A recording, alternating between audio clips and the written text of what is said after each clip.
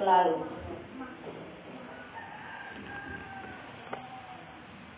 Daud bawa kan?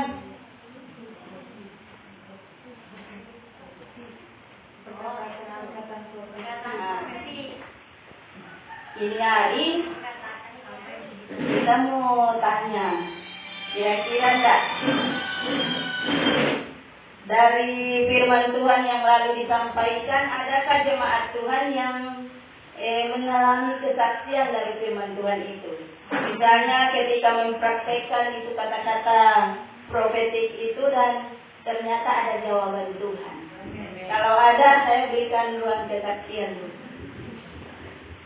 Mari, siapa yang lebih dulu mau bersaksi, yang pasti singkat, padat, dan jelas. Mari, Ibu Ita dulu. Ini yang benar-benar mengalami di saat mulai khotbah lalu dan sampai hari ini ternyata itu ada alami.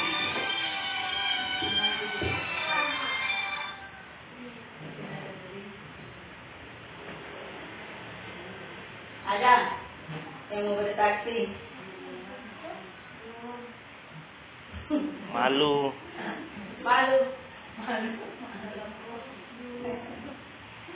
Oke, jadi hari ini kita akan berbicara tentang milikilah iman yang menarik hati Tuhan. Milikilah iman yang menarik hati Tuhan. Kita semua setuju, amin? Amin. Memiliki iman yang menarik hati Tuhan itu sangat penting dalam kehidupan saya dan saudara. Karena ada banyak orang berkata saya punya iman, saya beriman ini dan itu. Tetapi iman yang menarik hati Tuhan itu yang lebih luar biasa lagi. Mari kita sama-sama buka firman Tuhan.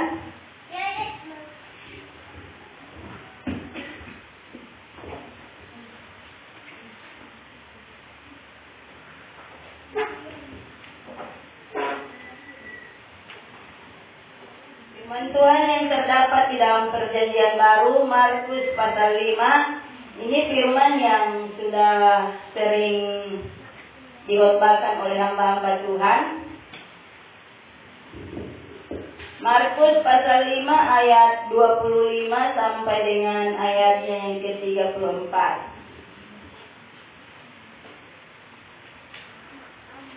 Markus 5 ayat 25 sampai ayatnya yang ke-34.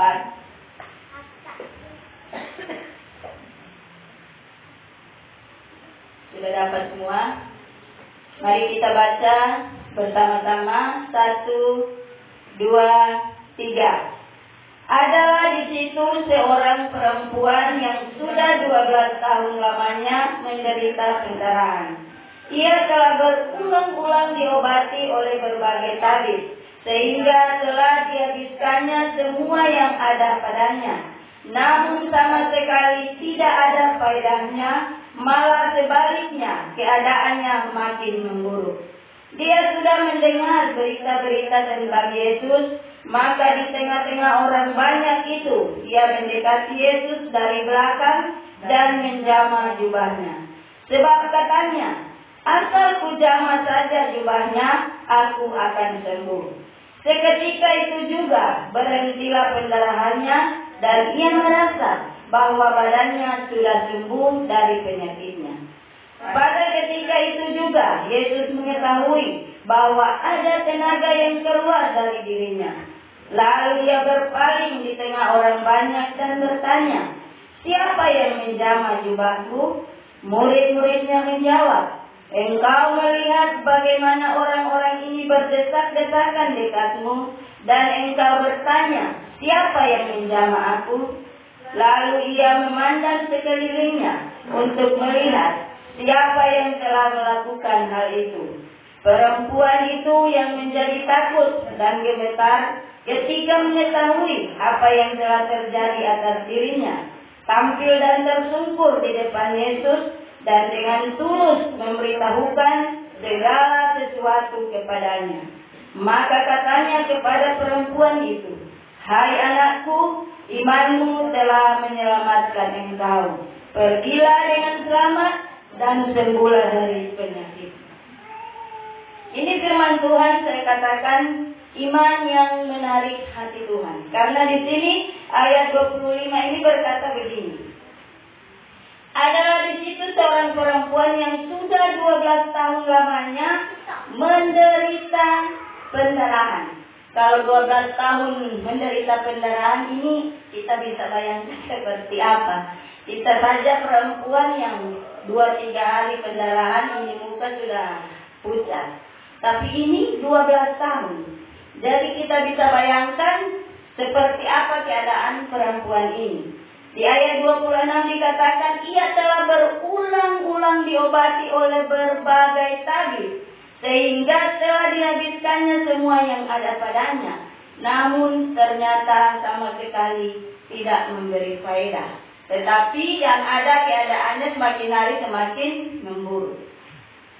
Ini luar biasa Bapak Ibu Saudara. Dari perempuan ini, dari dia mengalami sakit, dia berusaha untuk berobat ke sana kemari, mungkin dari tabib 1, tabib 2, tabib 3, atau dari dokter ini, dokter itu.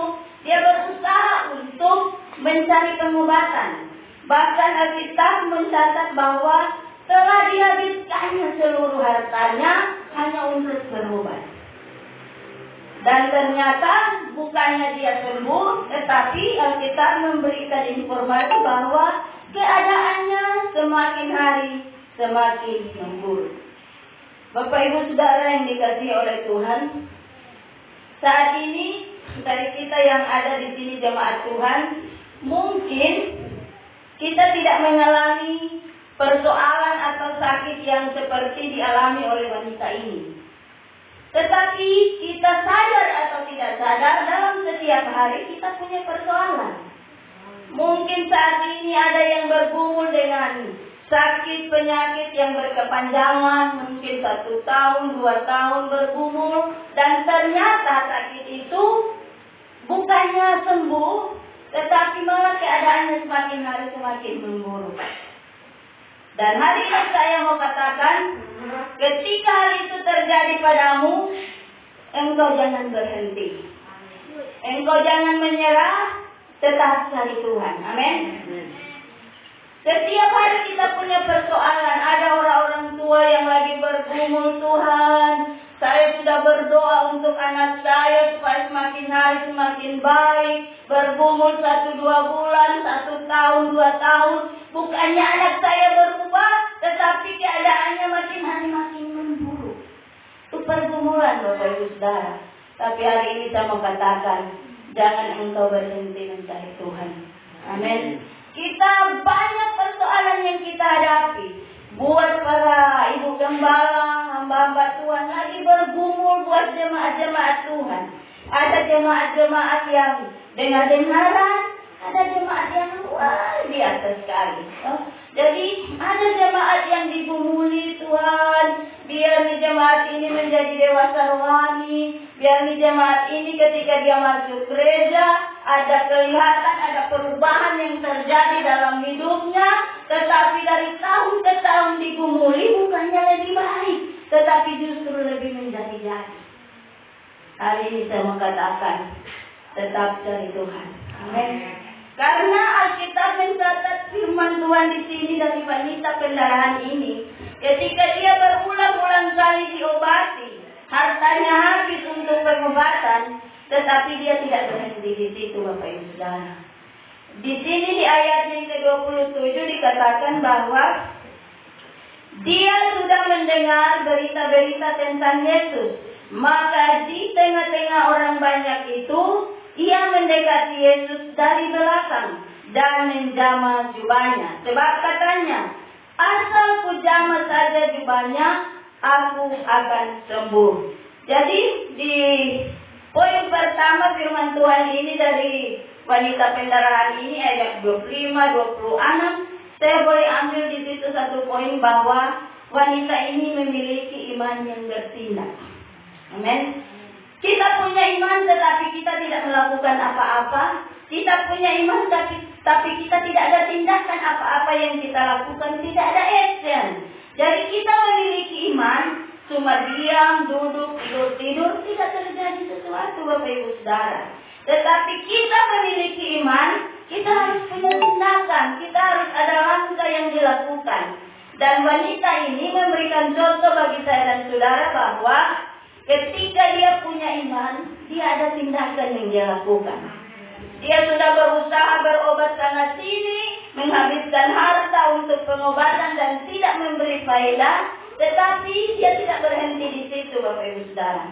Ternyata dia sudah mendengar berita-berita tentang Yesus. Dan di situ imannya bangkit. Dia pergi menerobos kerumunan orang banyak untuk dia menemui Yesus. Jadi di tengah-tengah persoalan yang dia hadapi, dia punya iman, dia harus bertemu dengan Yesus. Dia harus menemukan Yesus dalam pergumulannya itu. Dan ternyata Bapak Ibu Saudara, ini persoalan bagi wanita ini karena dia mengalami pendarahan. Tetapi di situ dia bisa menerobos kerumunan orang banyak untuk dia harus ketemu Yesus, walaupun Alkitab mencatat cuma dari belakang. Dia pergi kepada Yesus cuma dari belakang. Dia punya iman yang kuat bahwa asal ku jamah saja jubahnya, aku akan sembuh. Ini iman yang menarik hati Tuhan, Bapak Ibu Saudara. Jadi wanita ini sudah tidak berpikir lagi bahwa mesti perlu tumpangan Tuhan Yesus, mesti tumpang tangan di kepala, atau dia mesti berbicara langsung dengan Tuhan. Tidak mau pusing dengan itu. Yang dia pikir asal pujama saja jubahnya, dia pasti sembuh. Karena dia meyakini bahwa ada kuasa di dalam Tuhan Yesus. Amin. Makanya saya katakan masalah persoalan apapun yang kita hadapi hari-hari ini, yang sudah bergumul, masalah ekonomi, dari tahun ke tahun Tuhan bergumul biar perekonomian ini dipulihkan, perekonomian dipulihkan, tapi ternyata sampai hari ini bukannya membaik tuh perekonomian, tetapi semakin hari semakin memburuk. Apalagi dengan situasi kondisi dunia saat ini yang Presiden sendiri mengatakan bahwa tahun depan Indonesia gelap. Tetapi bagi saya dan saudara sebagai anak-anak Tuhan, milikilah iman yang menarik hati Tuhan. Amin. Agar kita percaya bahwa apapun kata dunia saat ini, perlindungan bagi anak-anak Tuhan itu tetap ada. Amin. Jadi kalau khotbah saya yang lalu tentang Elia itu, di sekitar itu pun kelaparan, tetapi pemeliharaan Tuhan bagi Elia tetap ada. Jadi bagi kita anak-anak Tuhan, biar di kiri kanan rebah, tetapi Tuhan tetap ada bersama dengan kita. Amin. Makanya mesti perkuat iman, mesti rajin baca Alkitab, rajin datang beribadah, supaya iman itu tetap terpelihara. Sekalipun banyak kesibukan, semua orang ini punya pekerjaan, sibuk. Tetapi itu tidak menjadi alasan untuk engkau tidak membaca Alkitab, itu tidak menjadi alasan untuk engkau tidak menyembah, itu tidak menjadi alasan untuk engkau tidak masuk gereja. Engkau sendiri yang punya iman untuk bertindak. Amin. Makanya di sini saya katakan bahwa poin pertama dari perempuan pendarahan ini adalah untuk menarik hati Tuhan, dia memiliki iman yang bertindak. Dia punya iman untuk dia harus temukan Yesus. Jadi masalah persoalan apapun yang kita hadapi saat ini harus miliki iman. Saya harus menemukan Yesus. Temukan Yesus di dalam doamu. Temukan Yesus di dalam engkau membaca firman. Temukan Yesus di saat engkau beribadah seperti ini. Temukan Yesus di saat engkau memuji dan menyembah Tuhan. Maka ketika engkau menemukan Yesus, percaya bahwa mujizat pasti terjadi. Amin. Di ayatnya yang berikutnya di sini dikatakan bahwa ayat 29, seketika itu juga berhentilah pendarahannya dan ia merasa bahwa badannya sudah sembuh dari penyakitnya. Jadi yang pertama tadi adalah iman yang bertindak, dan yang kedua adalah iman yang disertai keyakinan dan rasa percaya yang kuat. Amin. Karena dia katakan tadi, asal saja ku jamah jubahnya, aku akan sembuh. Jadi dia punya iman, tetapi juga dia punya keyakinan. Dia punya kepercayaan bahwa ketika dia menemukan Tuhan, dia pasti sembuh. Haleluya. Ketika kita menemukan Tuhan, masalah kita pasti ada solusi. Haleluya. Ketika kita menemukan Tuhan, kita percaya bahwa jalan keluar Tuhan sudah disediakan. Amin. Amin. Jadi yang kedua adalah iman yang disertai keyakinan dan rasa percaya yang kuat. Karena kenapa? Waktu saya masih di Manembo-Nembo sini, ada satu teman yang memang dia sering sakit-sakit. Waktu itu dia panggil saya untuk berdoa. Tetapi setelah berdoa, dia tanya begini, Tangis, kira-kira Tuhan mau dengar enggak ya teman berdoa? Bagaimana ada berdoa tapi tidak yakin? Toh? Berdoa tapi ragu-ragu. Tidak akan terjadi, Bapak Ibu Saudara. Jadi kalau kita memiliki iman, kita harus punya keyakinan yang kuat dan rasa percaya bahwa apa yang kita doakan itu Tuhan jawab. Amin. Amin. Jangan beriman, berdoa tapi antara ya dan tiada. Jadi dah berdoa tapi dia rasa-rasa Tuhan mau dengar tak ya? Tuhan mau jawab tak ya? Jadi tidak boleh seperti itu. Kalau kita bergumul, mungkin istri-istri lagi bergumul nih, suami luar biasa sekali. Yes. Kalau beriman yang benar. Kalau beriman mesti yakin, mesti percaya bahwa suami itu pasti Tuhan pulihkan. Jangan beriman tetapi hari-hari. Beriman tapi hari-hari nama dengan radio rusak. Tuh suami beda dia begini. Loh, tak ibadah apa dengan hari-hari kurang bepetu-bepetu. Jadi yang merubah, sering kalau Bapak Gembala bilang, yang merubah seseorang kan bukan orang, firman Tuhan yang merubah. Toh? Jadi kita sebagai istri yang sudah mengerti firman, sudah mengenal Tuhan, tugas kita adalah berdoa, menggumuli, dan memberikan contoh yang baik. Amin. Karena Alkitab mencatat bahwa istri atau suami itu bisa dimenangkan oleh kelakuan istrinya yang baik. Jadi mereka melihat contoh, kalau orang rajin ibadah, dapat lihat ada perubahan tak? Jangan rajin-rajin ibadah ternyata, aduh hari-hari sama dengan radio rusak. Pokoknya suami mau bikin A salah, mau bikin B salah, mau bikin C salah. No, suami bilang nggak aja itu betul. Kita begini-begini. Jadi seorang istri-istri kalau menggumuli suami, orang yang sudah kenal Tuhan mesti di rumah memberikan contoh yang baik. Memberikan contoh kesabaran, biar sekali itu hati, kita sama-sama ada sabar. Karena memberikan contoh. Demikian sebaliknya, Bapak Ibu Saudara. Ada suami-suami yang bergumul tentang istrinya, dan istri itu harus melihat nih suami dah ikut-ikut ibadah, ada perubahan tak? Jangan-jangan ada ikut-ikut ibadah, tapi sampai di rumah ada tindas-tindas tu istri, yang tak hargai tu istri, toh itu juga tidak betul. Jadi sebagai suami kalau bergumul soal istri maupun anak supaya hari demi hari lebih baik, harus memberikan contoh yang baik.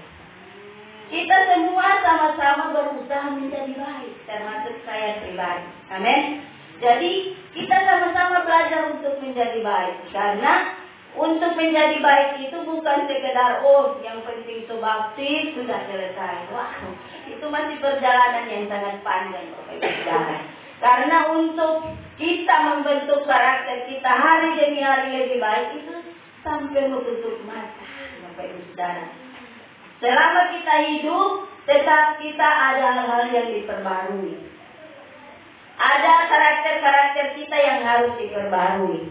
Nah, jadi perempuan ini memberikan informasi bagi saya dan saudara bahwa dia memiliki iman yang kuat dan rasa percaya bahwa di saat dia bertemu dengan Tuhan, sakitnya pasti sembuh. Amin. Milikilah iman yang menarik hati Tuhan. Masalah persoalan apapun yang kita hadapi saat ini, kita punya keyakinan, kita punya kepercayaan yang kuat bahwa ketika saya menemukan Yesus, maka masalahku pasti selesai. Amin. Banyak persoalan. Siapapun kita yang ada duduk di sini semua punya persoalan. Tetapi saya mau katakan, cari Tuhan, jangan berhenti mencari Tuhan. Karena Amos 5 ayat 6 berkata, carilah Tuhan, maka kamu akan hidup. Jadi cari Tuhan selama Ia berkenan ditemui. Untuk menarik hati Tuhan, kita terus mencari Tuhan. Kita tidak boleh menyerah.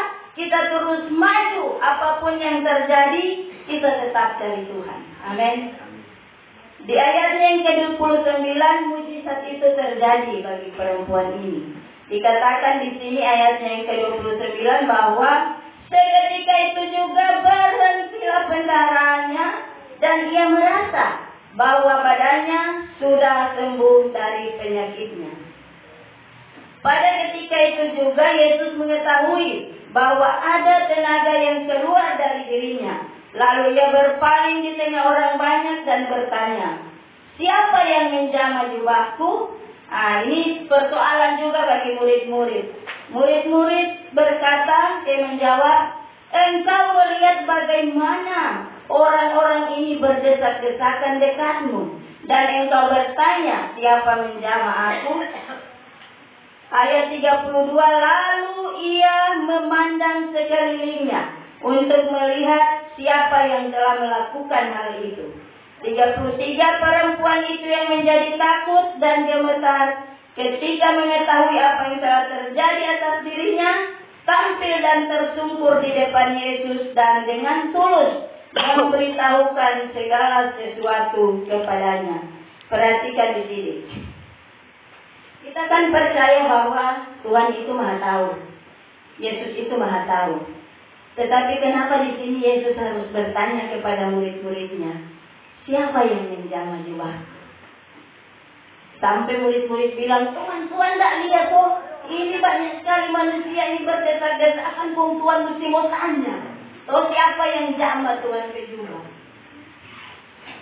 Di sini ada pengertian rohani Bapak Ibu Saudara bahwa Yesus itu ternyata dia butuh pengakuan. Dia butuh pengakuan dari wanita ini. Dia butuh kejujuran dari wanita ini, dan dia butuh kesaksian dari wanita ini. Jadi dia butuh pengakuan. Waktu itu ini perempuan jadi takut karena Tuhan tanya toh. Tetapi ternyata dia tersungkur di depan Yesus dan dia berkata, dia menceritakan segala persoalannya, di mana dia mengalami sakit pendarahan ini 12 tahun, dan dia datang kepada Tuhan. Dia punya iman bahwa asalku jamah saja jubahnya, aku akan sembuh. Jadi Yesus itu butuh pengakuan dari saya dan saudara. Kalau orang alami itu kuasa Tuhan, kita harus mengakui bahwa ini pekerjaan Tuhan. Kita harus mengakui bahwa ini kuasa Tuhan yang terjadi. Amin. Jadi mau masalah berkat-berkat yang orang terima, apapun berkat itu datang kepada kita, kita harus mengakui bahwa itu karena Tuhan. Amin. Jadi perempuan ini tersungkur di bawah kaki Yesus. Dia mengakui bahwa dialah yang menjamah jubah Yesus. Yesus butuh pengakuan dan kejujuran. Jadi coba kalau wanita ini, seandainya karena dia takut, dia takut ketahuan, dan dia tidak mau jujur, dia tidak mau mengakui di hadapan Tuhan bahwa dialah yang menjamah jubah Yesus. Bisa-bisa itu mujizat batal Bapak Ibu. Tetapi perempuan ini dia berkata jujur kepada Tuhan bahwa dialah yang menjamah jubah Yesus. Dan ternyata di situ ketika perempuan itu berbicara di situ, itu kan di tengah orang banyak. Itu berarti perempuan itu sudah sama dengan bersaksi kepada orang banyak. Amin. Makanya saya katakan di awal tadi, kalau siapa yang mengalami kuasa firman Tuhan waktu saya khotbah lalu, saya minta ada kesaksian. Karena ternyata Tuhan pun membutuhkan itu, Bapak Ibu Saudara. Ketika kita mengalami kuasa Tuhan, mengalami mujizat Tuhan, mengalami jawaban Tuhan, kita harus bersaksi. Kita harus sampaikan bahwa ternyata saya mengalami persoalan ini dan saya menemukan solusi ini karena Tuhan. Amin. Masih semangat, saudara? Amin. Oke, jadi saya tidak akan berkhotbah lama-lama, Bapak Ibu Saudara. Jadi perhatikan di sini iman yang menarik hati Tuhan. Ada dua hal di sini yang dilakukan oleh wanita ini, yaitu memiliki iman yang bertindak, dan kedua adalah iman yang disertai keyakinan dan rasa percaya yang kuat. Dan ketika hal itu terjadi, mujizat terjadi. Dengan kata lain, doanya terjawab. Jadi miliki iman yang menarik hati Tuhan, Bapak Ibu Saudara. Untuk memiliki iman yang menarik hati Tuhan, kita tidak boleh berhenti mencari Tuhan, kita tidak boleh menyerah mencari Tuhan, tetapi cari Tuhan sampai kita menemukan Tuhan dalam hidup kita. Amin. Itu yang paling penting, Bapak Ibu Saudara. Jangan berhenti sampai engkau menemukan Tuhan. Jangan di tengah jalan karena tidak mampu, tidak kuat, sudah jauh. Ternyata ada ikut-ikut Tuhan, begini-begini jauh. Ada berdoa-berdoa, ada puasa-puasa, sepertinya tidak ada tanda-tanda kehidupan, sudah jauh. Lebih baik kembali ke kehidupan yang lama. Tetapi hari ini firman Tuhan mengingatkan saya dan saudara, persoalan itu pasti ada. Masalah itu pasti ada, tantangan itu pasti ada, tetapi saya mau katakan kita jangan berhenti mencari Tuhan. Amen. Jangan menyerah untuk mencari Tuhan. Cari Tuhan sampai engkau menemukan Tuhan dalam hidupmu. Amin. Ini pesan bagi saya dan saudara, khususnya jemaat GPI Harmagedon Bitung, untuk mendapatkan mujizat Tuhan itu, kita harus memiliki iman yang menarik hati Tuhan. Amin. Ada perbedaan, Bapak Ibu Saudara, ini wanita penteraan 12 tahun ini dengan cerita yang ada di Yohanes itu tentang orang sakit yang ada di kolam Bethesda. Pasti kita semua sudah mendengar cerita itu. Jadi ada perbedaan karena ini ayat 34 di sini dikatakan begini. Maka katanya kepada perempuan itu, "Hai anakku, imanmu telah menyelamatkan engkau. Pergilah dengan selamat dan sembuhlah dari penyakitmu." Jadi Tuhan bilang, imanmu telah menyelamatkan engkau. Perhatikan ini, imanmu telah menyelamatkan engkau. Imanmu yang menyelesaikan persoalanmu. Imanmu yang membawa engkau mendapat jawaban dari Tuhan. Imanmu yang akan memberikan engkau solusi dalam kehidupanmu. Amin. Kalau anak-anak muda lagi bergumul soal pacar, imanmu yang akan membawa engkau kepada jawaban yang sesungguhnya. Amin. Jadi, kenapa saya katakan ada perbedaan antara wanita pendarahan 12 tahun ini dengan orang sakit yang 38 tahun di kolam Bethesda? Ada perbedaan. Ini orang sakit yang ada di kolam Bethesda ini, dia ada di situ. Tapi waktu Yesus lewat, Yesus tanya, "Maukah engkau sembuh?" Kalau orang kan simpel, orang jawab begini, "Saya mau Tuhan." Toh, saya mau Tuhan. Tetapi jawaban yang mengejutkan dari orang sakit ini, dia bilang begini, "Tuhan, tidak ada orang yang menurunkan aku ke kolam itu." Perhatikan jawaban dia ini. Dia tidak mengalami mujizat, seakan-akan dia menyalahkan orang lain. Tidak ada orang yang bantu kita, tidak ada orang yang tolong kita, toh tidak ada orang yang membawa kita untuk ke kolam itu. Tetapi kalau ini firman Tuhan ini, Tuhan Yesus bilang kepada orang yang sakit ini apa? Waktu dia menyembuhkan orang sakit ini, Tuhan Yesus dia tidak mengulurkan tangan untuk mengangkat dia. Tuhan Yesus tidak menumpang tangan kepada orang sakit di kolam Bethesda itu. Tetapi Tuhan bilang apa? Angkat tilangmu dan berjalanlah. Tuhan suruh sendiri. Karena apa? Jadi dia memiliki imannya. Oh, dia tidak mengalami mujizat karena orang lain. So, dia punya iman. Dia ada di situ, dia punya iman. Tetapi tidak ada tindakan. So, jadi dia menyalahkan orang lain. Oh, misalnya, oh ini Kinan, dia ada alami ini karena si A, si B, C.